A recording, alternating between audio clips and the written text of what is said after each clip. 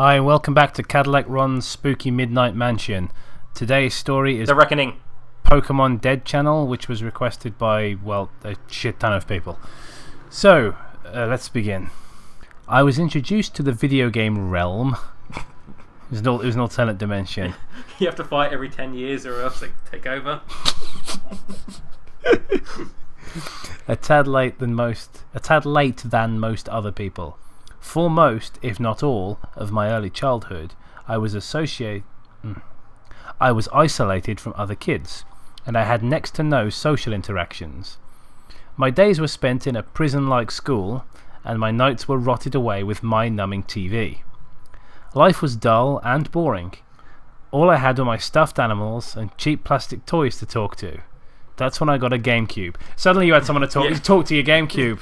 GameCube, you're my only friend. And the GameCube's just like, great, I gotta go over here now. I'll get the more interesting people. It was the Christmas of 2003, I believe. I was overjoyed at having my own video game station. Who calls it a station? 70-year-olds. And so this was written by, it's like, my very own video game station. It came with the games Super Mario Sunshine, Pac-Man World 2 and Pokemon Channel. Each of those games still hold a special place in my heart today. As soon as the GameCube was set up and ready to go, I'd just like to say I've never heard of Pokemon Channel. I began playing it immediately. The first game I played was Super Mario Sunshine. This game is what got me hooked onto the Mario series. Super Mario 64. After playing it for hours straight and finally finding a level I just couldn't get past, I turned to Pac-Man World 2. Amazingly enough, I got stuck on level 2, even though Pac-Man World 2 is mad fucking easy.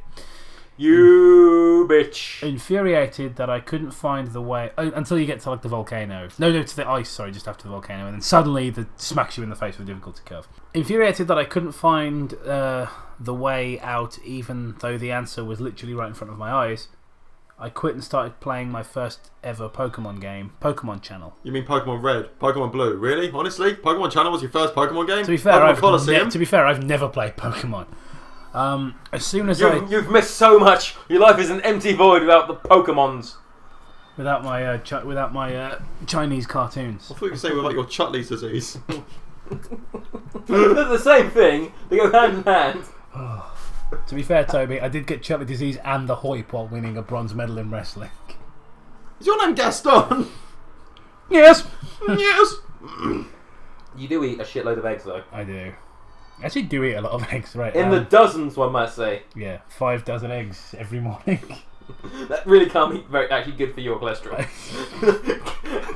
That's how the alternative ending of Beauty and the Beast. He doesn't fall down the gorge, he just kills over. Just dies clutching his chest. No one dies like Gaston. No one voids himself like Gaston.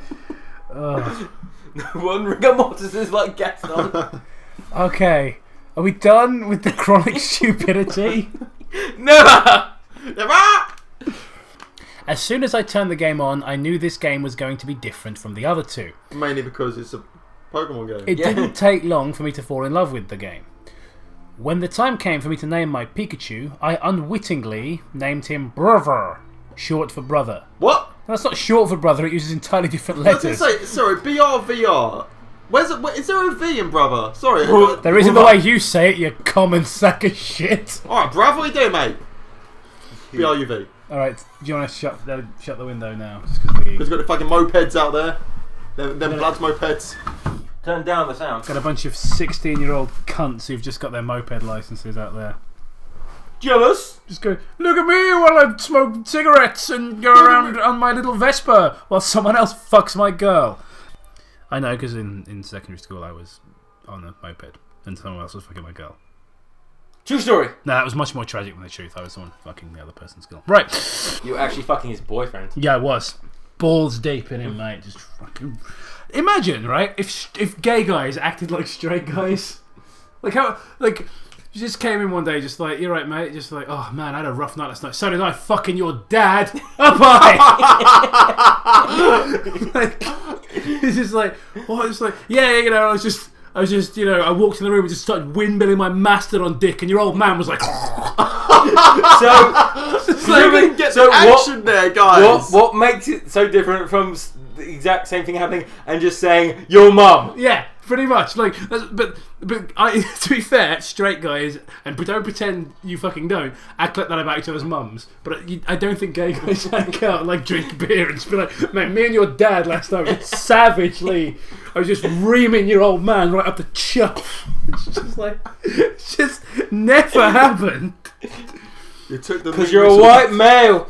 I mean, statistically speaking, something like that probably has happened. It's just not commonly perceived to. And I have never actually thought about it until you brought it up in this conversation. I've never once thought like, oh man, hang out with my mates. Oi, I banged your dad last night. The fuck you did? You want to see the pictures?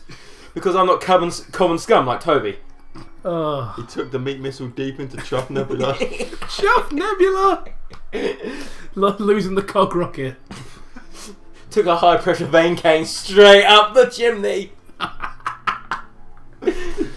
Oh, Matt, you're mixing metaphors, and that's a no-no when you talk about reaming somebody's dirt. Staying all in. I'm editing this. It's staying all in. Speaking of staying all in, me and your old man. Because not getting loose. Thought it was a bad sign, but he thought it was a bad sign. I thought it was an opportunity. Oh my god. He's dead now. He failed his anal circumference check. At that sketch that I submitted to Saturday Night Live, what if gay guys acted like straight guys, was rejected for apparently being patently homophobic. We've done 3 paragraphs. Yeah, we've because the story is fucking boring, Toby. I'm gonna be honest. I hope you don't send this off to James to edit. Why is he gay? Possibly. Short for brother. What compelled me to give him such a strange nickname? It didn't even sound like a shortened version of brother. I'll never know. I'm glad you registered it. But regardless, I still enjoyed playing. Thank you for this utterly useless information. There is no way for me to describe the love I felt towards this game. It was everything that I had ever dreamed of. In this game, I had a friend that I could play with. Go outside. It all took... He didn't mention at the beginning I was allergic to the sun. I am also a vampire. That is the creepy bit. It all took place in the Pokemon world, too, which I had already loved before I even got Pokemon Channel, even though it was my first Pokemon game. I could watch TV with my best friend, Brother, go fishing with him, play tic-tac-toe with him. It's called Noughts and Crosses, don't be a cunt. Yeah. Talk to the other Pokemon with him, grow a garden with him, build a snowman with him. That sounds incredibly fucking tedious. This might be the worst game ever. Explore ancient ruins with him. Play musicals with him. Wait, what? Play musicals with him. I don't understand what they mean by Explore that. sexuality with him. I was literally about to make that Sit joke. around campfires Ninjas. and tell stories with him. Make sexual inappropriate sexual remarks about his father.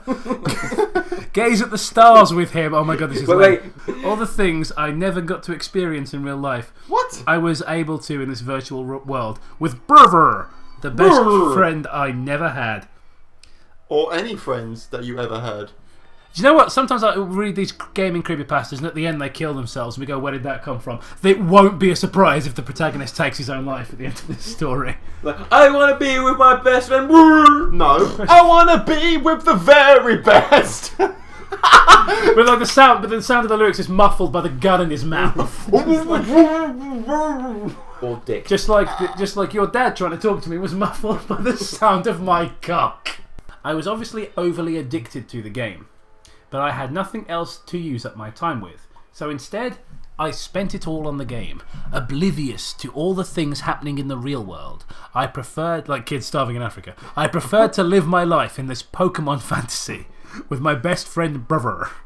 Brother seemed like more than just a virtual animated 3D model forced to do his actions based on the programming of the game. He seemed real to me. If I was ever sad one day... I mean, this guy's just projecting though, isn't he? Yep. Projectile vomiting. If I was ever sad one day, he would appear to look and act depressed too. If I was ever angry, he would show and express my rage during that play of the game too. If I needed something to cheer me up, he would act silly and leap at me and do other idiotic things too. Later on, when I grew older and wiser, things got a little fruity. I just assumed that all of these strange events never really happened, and when I was younger, I had simply imagined it. But it was still fun to pretend he was real. As the years passed, I got more games. I had acquired a Game Boy, which along which along with it came more Pokemon games, great sentence, where I could have more than just a single Pikachu. My interests all floated to different series like Mario and Sonic. Had the Olympic Games. I love the way it's like, it's sort of the post-GameCube era and his interests are floating towards Sonic. He's a loner, never goes outside, hasn't got any real friends, and he likes Sonic. Clearly he's Chris Chan. After playing Pokemon Channel so many times, doing the same thing over and over again, I got bored. It starts to get a bit boring. I started playing less and less, and other games more and more, but I still gave Pokemon Channel a play every now and then. Because you're a sad little man. Eventually I switched schools and my whole life changed. I was moved from a private Christian school to a public Christian school. Western Channel. And my eyes were open to reality. What does that mean? Well, basically, they stopped teaching Noah's Ark in history class, is what happened. They did the field trip to see the actual genuine dinosaur saddle. I started to learn new things about real life, which helped me enjoy it more. Pikachus aren't real. People weren't mean and cruel to me. They would say hi when I passed them in the halls. With the balls. I discovered I could do more than just play video games. I could lies. Video games all. I could draw. There were thousands of songs I could listen to, and my grades started dramatically rising. Like, are you sure you went to school and it wasn't some sort of like a camp or something like that? You weren't part of a fucking cult. Like, oh, well, I moved to schools because everyone else drank the fucking Kool-Aid and died. But the best part of all was that I got a new friend. A real friend. One who was flesh and blood. Mr. Poopy Buttons. She was funny and helped me get used to the school and was someone who I could talk to besides my parents. We both had the same immature and mock everything. What? We both had the same immature and mock everything in every possible way sorry. kind of minds. That's a fucking horrible sentence. Yeah. I finally had a best friend. While I started to grow in both body and mind, Pokemon Channel was slowly forgotten. I moved on to greater and better games. Like Phantasy Star Online and greater and The Witcher 3. Greater and better in this context mean the same fucking thing. Almost all the things I could do in the game I was able to do in real life now. Your voice going a bit, mate. Brother was replaced by my real life best friend. He and the game had become obsolete, forgotten on a dusty shelf in a dark corner of the room. Where skeletons lived. For the next couple of years life was golden. Each day I would learn something new and I had a ton of fun with my best friend. I made a few other friends too, but no one could top my best friend. The toppler. Every now and then, I'd get a new game, get some money, go do something with my best friend. Draw something, listen to music. I never wished for anything more. Good things never last. They never last. You know what doesn't last? What? Sex with your old man. Because the moment he sees my hot body that he wants so much, he just ejaculates immediately. For fuck's sake! Like a fire hose. What would you like me to read, Jacob? Because you seem to be struggling with your voice. Going on. I'm starting to sound like your dad when he's fucking choking on my dick. Eventually, I had to move. I protested and I threw a fit, but to no avail. A bitch fit. Trying to stop the tears from falling down my face, I told my When I hit my skin, these wounds, they will not heal. I told my best friend goodbye on my last day at school. Did you say breast friend? No, I said goodbye to my best friend on my last day at that school. Yeah. For the next few nights, I cried myself to sleep at my new house. Like a bitch. But eventually I stopped. Wake me up! Wake me up inside!